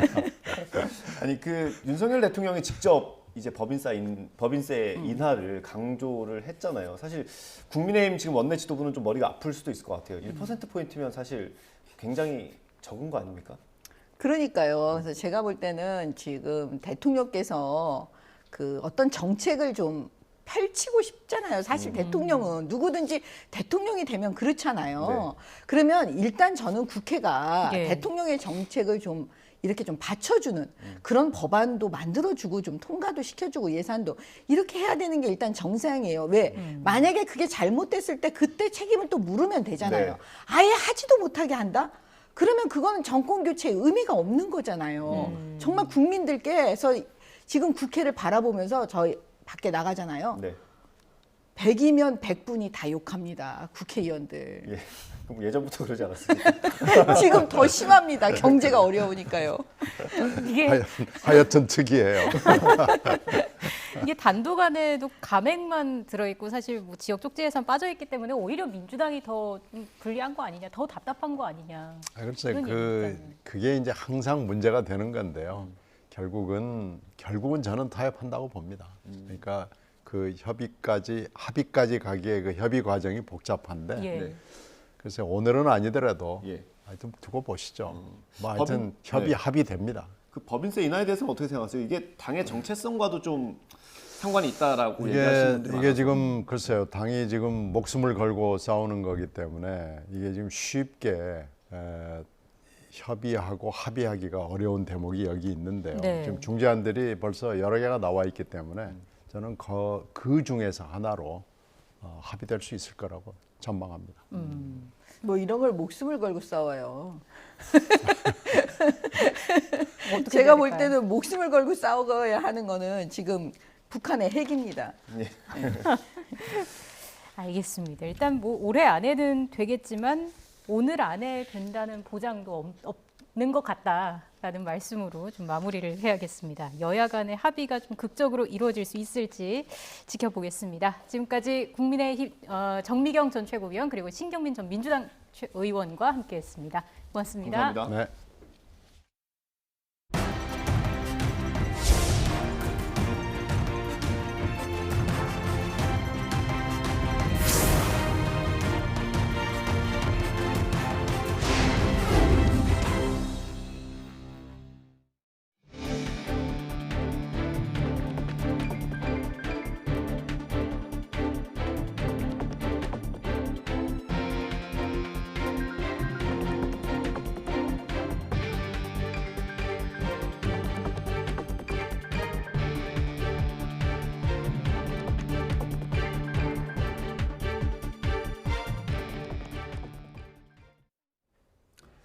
서울을 포함한 중부지방에 대설주의보가 내려진 가운데 수도권으로 매우 강한 눈을 내릴 수 있는 눈구름대가 유입되고 있습니다. 네, 각별한 주의가 필요합니다. 오전부터 눈이 내렸다 그치기를 반복하고 있어서 퇴근길부터는 영하권 추위 속에 빙판길 미끄럼 사고가 우려됩니다. 취재기자 연결해서 자세한 날씨 알아보겠습니다. 정혜윤 기자. 네, 문화생활과학부입니다. 네, 지금 상암동에도 많은 눈이 내리고 있는데 다른 곳은 어떻습니까? 네, 정오가 지나가면서부터 서울 등 상암동을 비롯한 수도권으로 강한 눈구름대가 유입되고 있습니다. 지금 보시는 화면이 YTN 파노 카메라에 잡힌 하늘공원의 모습인데요. 강한 눈발이 날리기 시작하면서 산책로 곳곳에 많은 눈이 내려서 쌓인 모습입니다. 네, 곳곳에 사람의 모습은 별로 보이지 않고 있고요. 산책로에는 눈이 쌓이면서 점점 하얗게 변해가고 있습니다. 이번에는 숭례문 앞 카메라인데요. 차가 다니는 큰 도로 위는 눈이 녹은 모습이지만 이면 도로와 숭례문 주변은 하얀 눈이 제법 쌓여 있어서 주의가 필요합니다.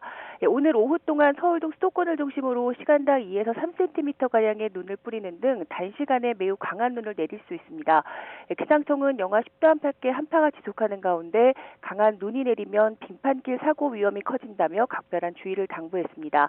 오늘 서울 등 수도권과 강원도, 충북 북부지방에 3에서 8cm, 많은 곳은 최고 10cm 이상의 많은 눈이 오겠고요. 밤까지 이어지겠습니다.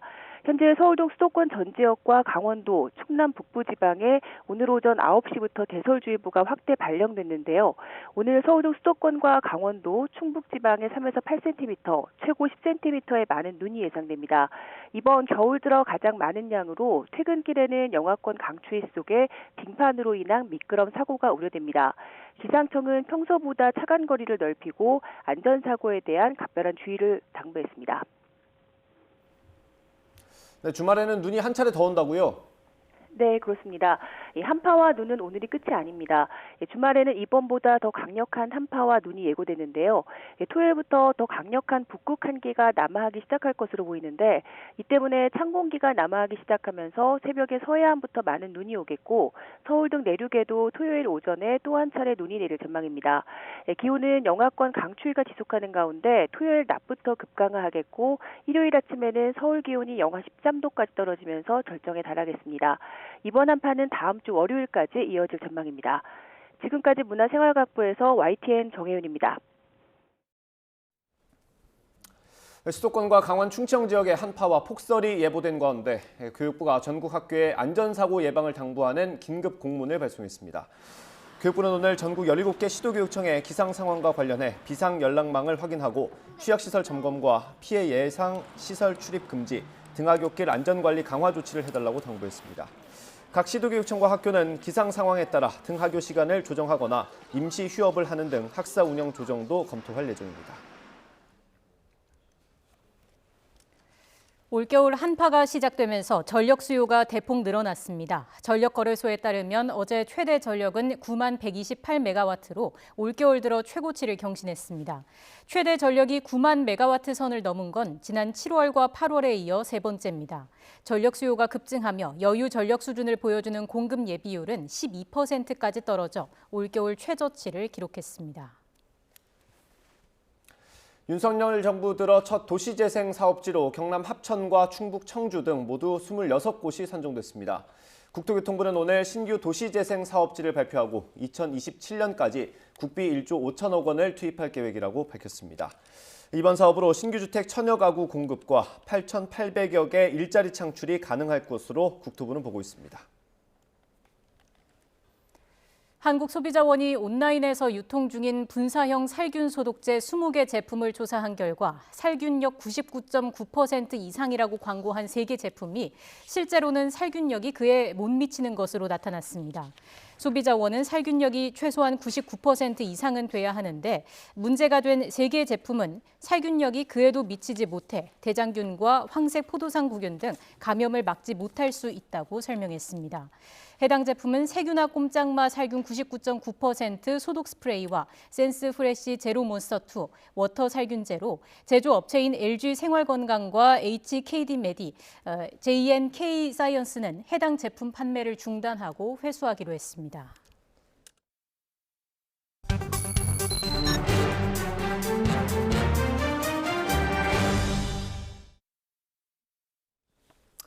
네, 월드컵 소식입니다. 프랑스가 아프리카의 돌풍을 잠재웠습니다. 카타르 월드컵 준결승에서 모로코를 꺾었습니다. 대회 2연패에 도전하는 프랑스는 라스트 댄스를 앞둔 메시의 아르헨티나와 월드컵을 놓고 격돌합니다. 카타르 도하 현재 아직 남아있는 박문성 해설가와 함께 전망해 보겠습니다. 위원님 나와 계시죠? 네, 안녕하세요. 카타르 도하에 있습니다. 네, 안녕하십니까. 이른 아침일 텐데 인터뷰 응해주셔서 너무 감사합니다. 예.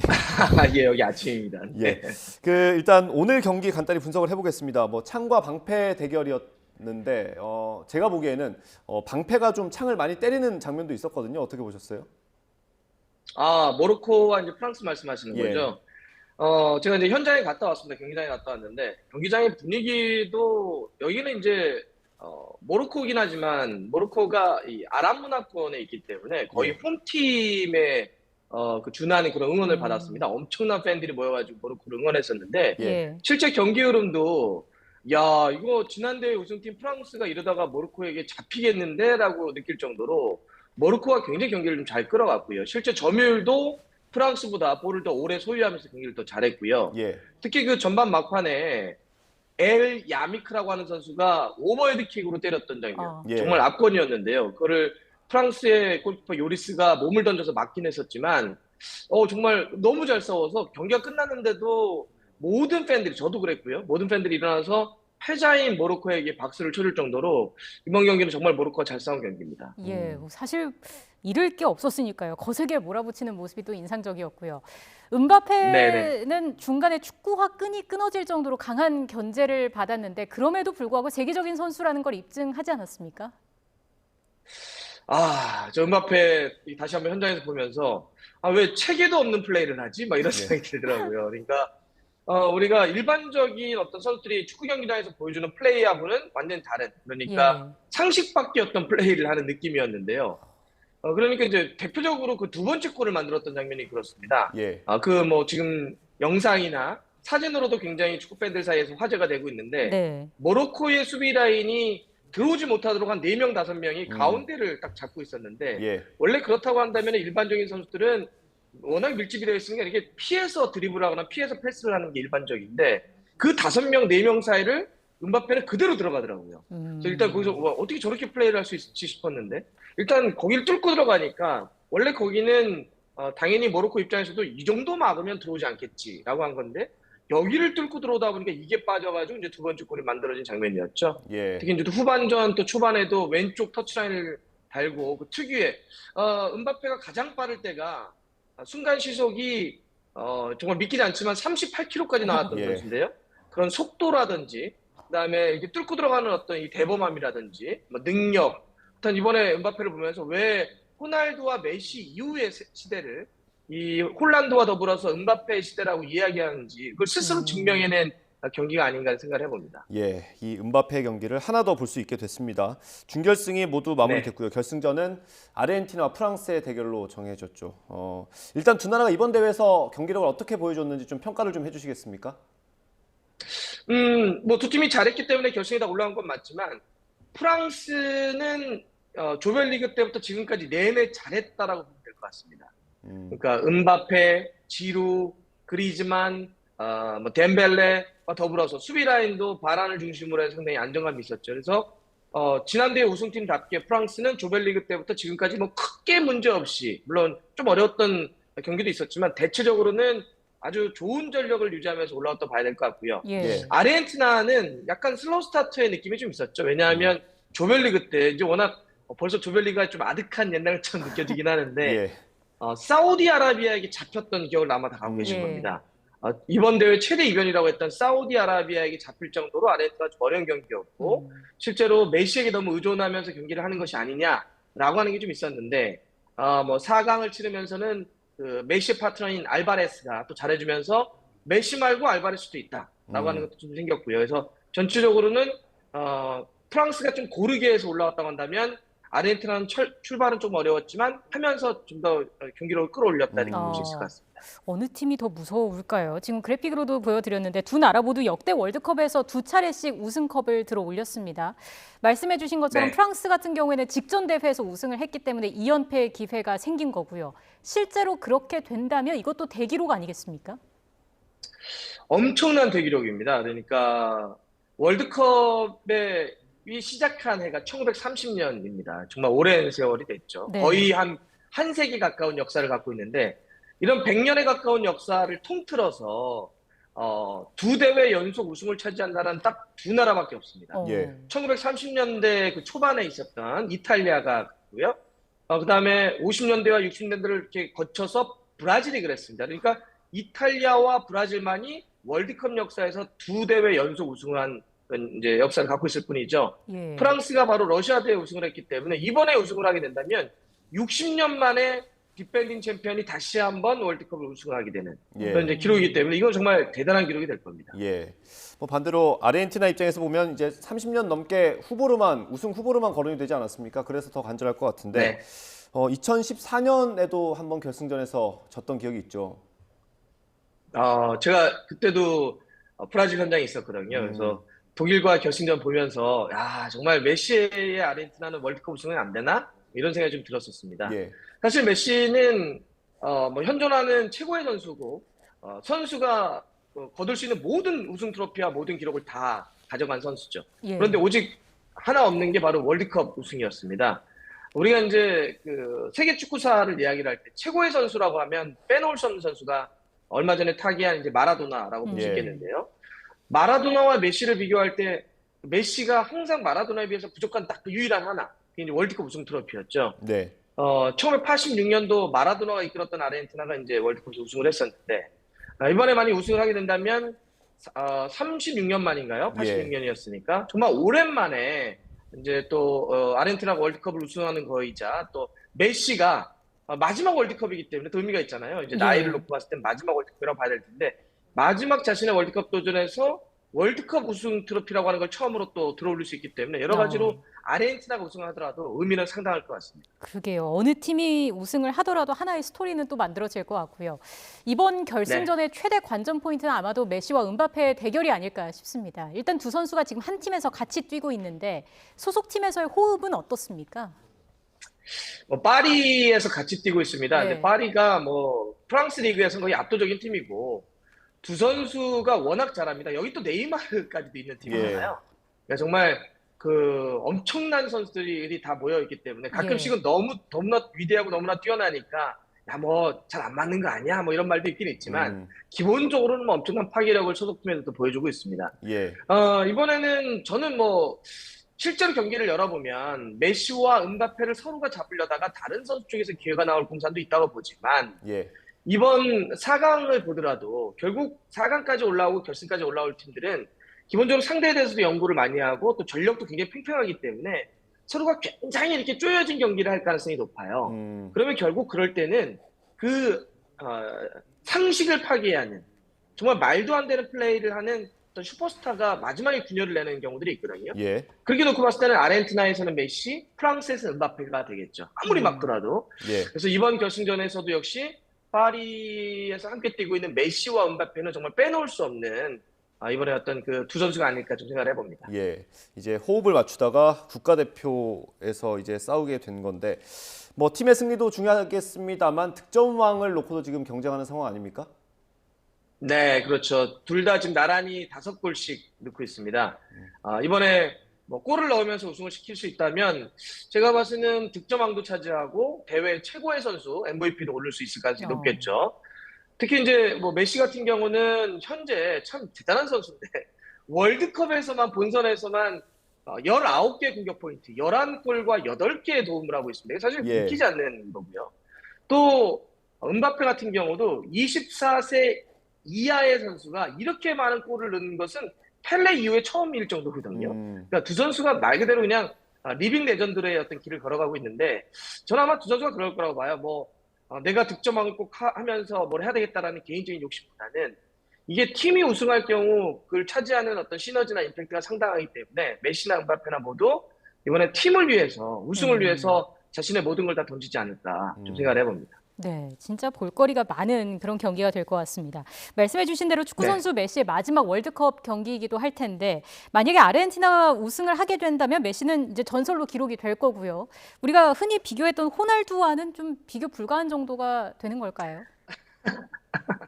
예, 뭐 호날두랑 비교하는 게 좀 그러긴 하는데 왜냐하면 이제 호날두가 뭐 국내에서는 좀 약간 좀 미움을 좀 받고 있잖아요. 예. 이번에 우리가 이제 포르투갈하고 경기도 하고 그랬었는데 근데 막상 또 떨어지니까 우는 모습 보니까 좀 그러긴 하는데 그렇죠. 만약에 사실 뭐 메시와 호날두가 10년 넘는 세월 동안 현대 축구에 있어서의 최고의 선수들을 불려왔었고 커리어의 지금 마지막 월드컵 도전을 같이 한 건데 네. 호날두는 중도에 탈락을 했고 메시는 남아 있습니다. 그래서 메시가 만약 우승을 차지하게 된다면 당연히 평가에 있어서 그러니까 메시와 호날두를 우리가 매우 대전이라고 불려서 전 세계적으로 누가 더 뛰어나냐라고 하는 논쟁들이 계속 있습니다. 거기서 만약에 이제 둘이 서로가 우위를 점하는 부분들이 있었는데 메시가 호날두에게 걸리는 것 중에 하나가 야 그래도 대표팀을 유니폼을 입은 다음에 우승은 좀 없었잖아, 적었잖아 이런 거였죠. 그러다가 지난번 아르헨티나가 코파 아메리카에서 우승을 하면서 대륙 대회에서 우승한 적이 있습니다. 국가대표에서. 그런데 남은 하나가 월드컵에서는 우승하지 못했잖아 이거였고요. 근데 지금 뭐 그거는 마찬가지로 호날두도 마찬가지죠. 호날두도 포르투갈로 월드컵을 우승하지 못했으니까. 그래서 만약에 이번에 뭐 메시가 월드컵을 우승을 한다면 이러면은 사실 매우 대전에 있어서는 사실상 메시의 우위로 끝나는 것이 아니냐 뭐 이렇게 얘기할 수는 있겠죠. 그렇군요. 이 결승전 경기는 이제 우리나라 경기가 아니니까 아무래도 예측이 좀 편하실 것 같아서 여쭤보겠습니다. 어느 나라가 몇 점 넣어서 이길 거라고 보십니까? 제가 그걸 알면은 이거 안 하고 다른 거 할 것 같은데요. 점수까지는 좀 어렵고. 사실 이 경기는 정말로 좀 쉽지는 않을 것 같아요. 그러니까 뭐 많은 분들도 그러겠지만, 그러니까 저는 이렇게 봐요. 그러니까 이게 지금 그냥 이번 대회에서 보여주는 전투력, 경기력만 놓고 보자면 프랑스가 좀 더 안정적인 건 사실인 것 같아요. 그런데 이런 결승전에서는 결국 기세 싸움, 사실 그동안 역대전적은 아르헨티나가 좀 앞서 있는 게 사실이에요. 근데 뭐 과거의 기록이나 지난 조별리그나 4강전까지 어떤 흐름 이런 것보다는 딱 둘이만 이 정도의 팽팽한 팀들이 딱 붙었을 때는 어떤 기세 싸움이 있고 또 결국은 팽팽할 때 이걸 마무리해주는 어떤 슈퍼스타의 능력 한 방이 있기 때문에 사실 이거는 좀 쉽지 않겠다. 뭐 제가 말씀드릴 수 있는 건 프랑스가 분명히 지금까지 보여줬던 전력은 좀 더 안정적이었다, 파괴적이었다. 하지만 아르헨티나에는 그 메시가 있고 그 메시에게 지금 아르헨티나 동료들이 무슨 얘기를 하냐면 다 인터뷰를 할 때 이렇게 얘기를 해요. 내가 나의 친구인, 나의 동료인 메시의 마지막 월드컵을 위해서 온몸을 던지겠다 이런 얘기를 하고 있거든요.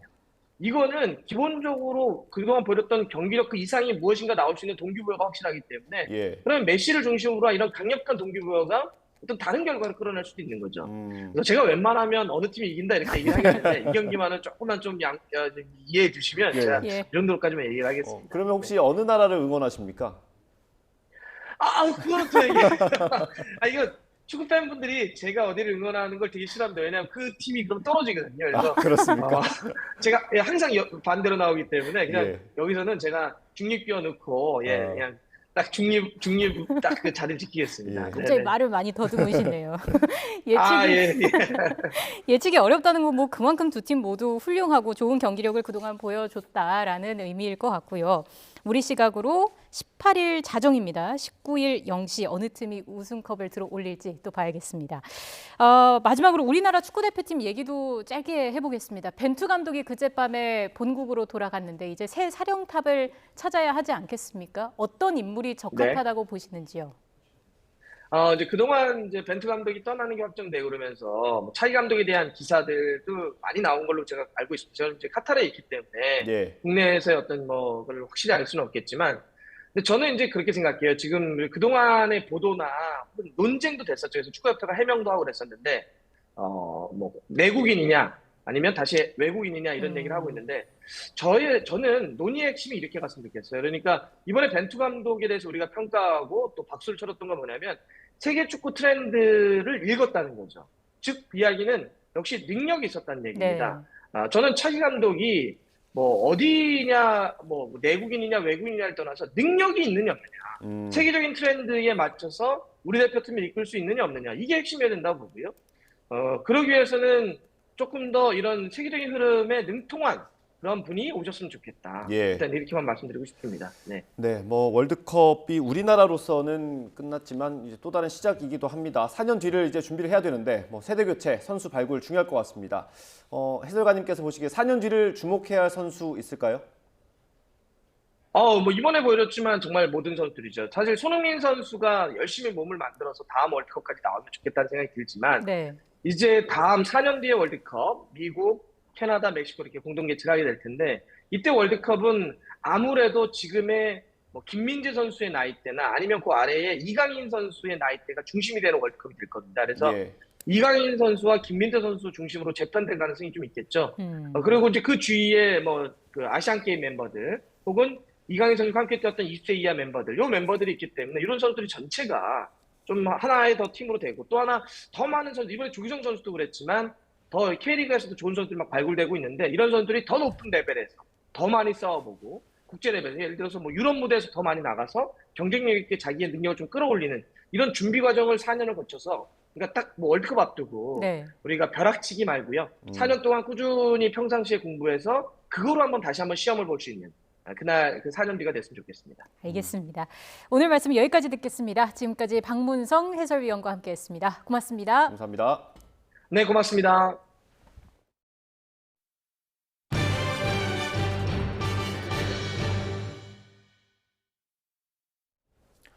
조 바이든 미국 대통령이 아프리카 49개국 정상을 한데 모은 회의에서 아프리카의 미래에 전념하겠다는 뜻을 강조했습니다. 그동안 중국이 공을 들여온 아프리카가 미국과 중국의 새로운 각축장으로 떠오르고 있습니다. 이동헌 기자의 보도입니다.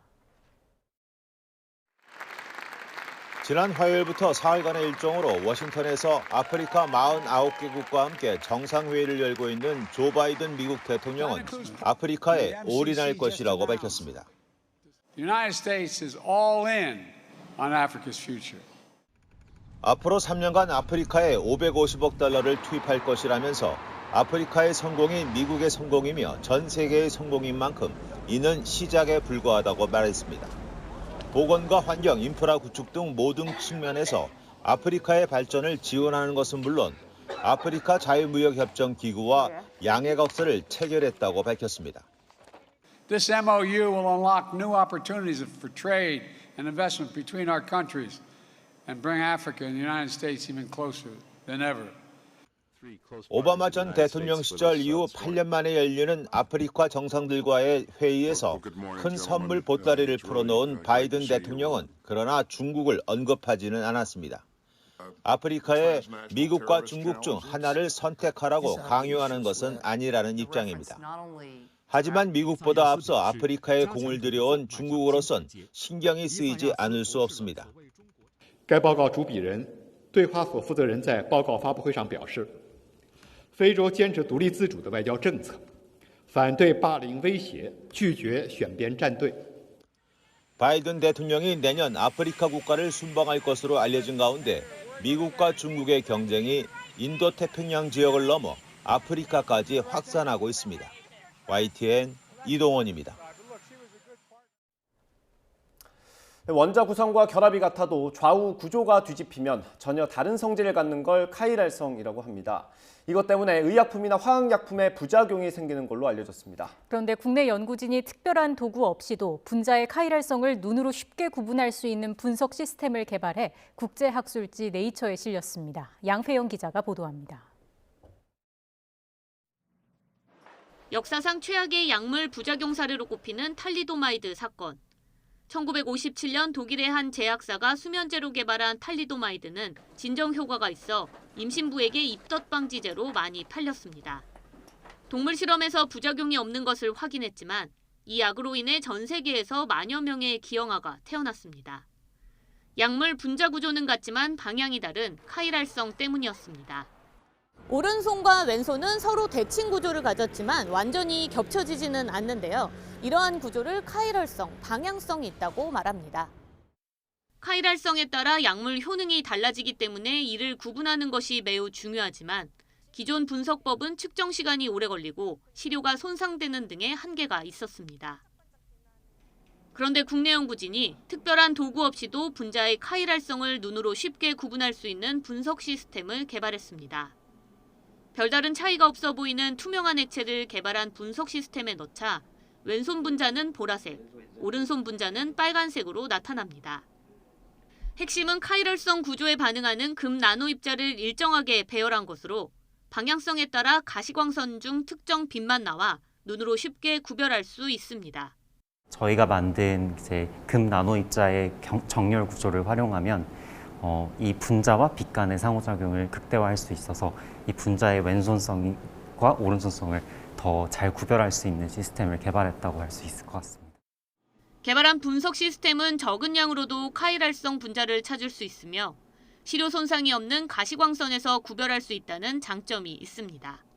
저희가 만든 새로운 센서 플랫폼을 이용하면 왼손 모양을 가진 것들이 얼마나 존재하는지, 그리고 이것들이 존재하기 위해서는 어떤 합성법을 해야 되는지에 대한 것들도 새롭게 저희 기술을 통해서 만들 수 있을 것이라고 생각이 들고요.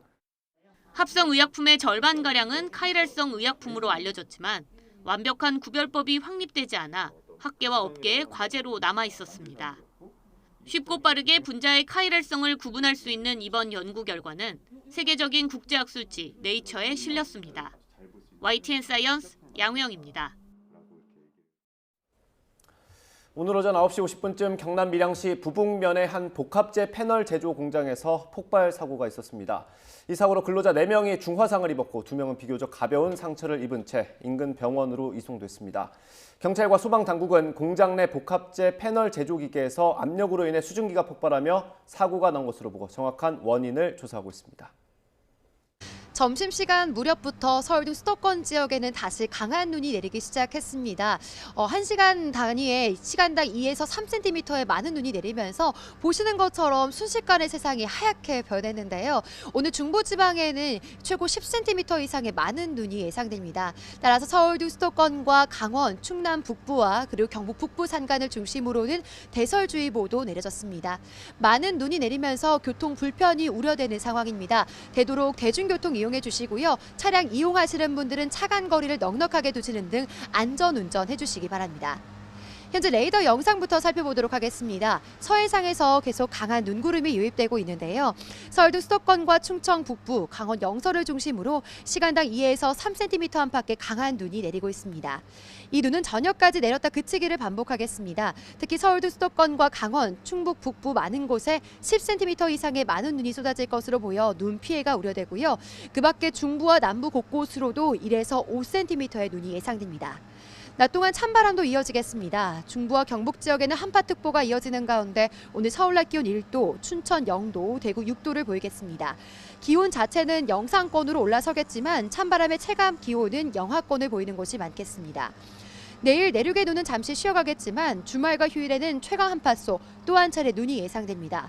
토요일 새벽부터 서쪽 지방을 중심으로 강한 눈이 쏟아지겠고요. 일요일에는 서울 아침 기온이 영하 13도까지 떨어지면서 한파가 절정에 달할 전망입니다. 추위 속에 내린 눈이 얼어붙어서 빙판길 낙상 사고도 우려되는 상황입니다. 보행자는 평소보다 걸음걸이를 보폭을 좁혀서 걸어주시면 좋으실 것 같고요. 그리고 주머니 속에 손을 넣거나 스마트폰을 사용하는 등의 행동은 자제해 주시기 바랍니다. 지금까지 YTN 홍나슬입니다. 이상으로 뉴스앤이슈 마치겠습니다. 잠시 뒤에 더 뉴스가 방송됩니다. 시청해주신 여러분 고맙습니다.